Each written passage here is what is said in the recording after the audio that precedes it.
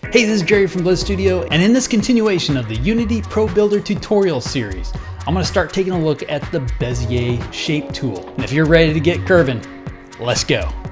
And again, here we're back in Unity, continuing our tutorial with the ProBuilder tool in Unity.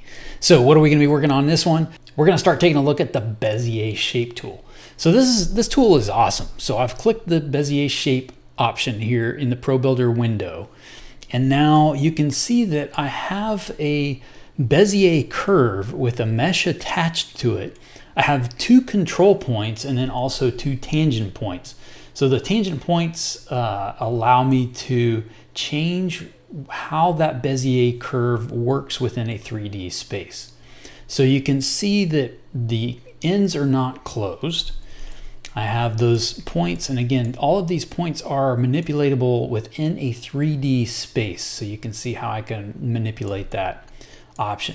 So let's take a look over at the options for the Bezier curve. So we have over in our inspector, you can see we have a Bezier Shape script.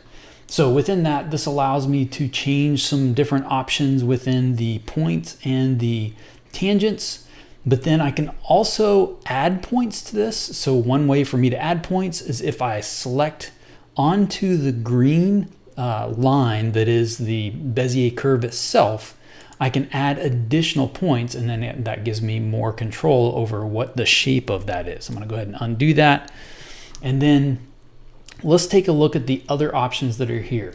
So the first is to allow me to close this loop. So if we want this loop to be a closed loop, you can see that we can do that just by easily clicking on the close loop button, and then it closes that Bezier curve out for us with how those tangents are set up. So that gives me a really nice little donut shape.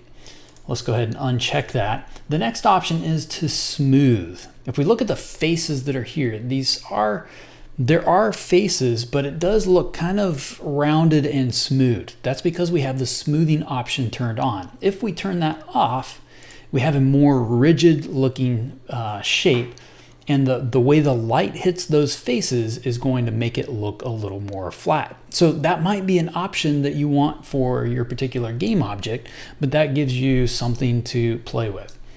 The next thing is the radius. So if we look at the end of one of these tubes, we see that there's a center, that green center line, that's the actual Bezier curve. And then from the point of that to the outside edge, that's currently at half a unit. So you can see the radius is 0.5, that's half of 1 unit. So currently, if we have half here and half at the bottom, that gives us that unit, or that curve is 1 unit tall, okay? So if we want that to be thinner, we can just take the radius down and it makes it a more thinner kind of tube. If we take that bigger, of course, it's going to be a lot wider. So again, that's another option to play with. The rows are the number of faces that make up around the shape itself, okay? So currently we have 8 rows. So 1, 2, 3, 4, we have a hexagon there. If I take this down, you can see how that changes the shape, and the smallest we can have are 3 faces because that allows us to have a closed shape, but we can definitely take that up and it makes it a lot smoother. Not that you would want to have that many faces because that starts to bog down your model, but that gives you some different options.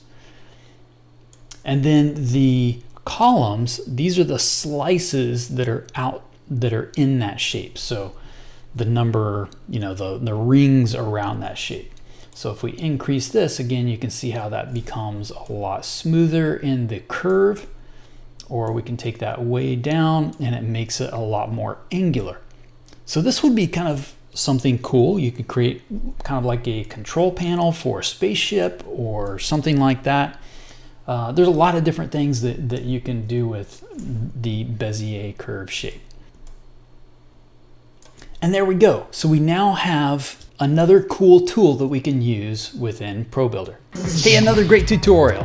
And if you don't mind, hit the like, subscribe, and that little bell icon down there so you know when the next tutorial is available.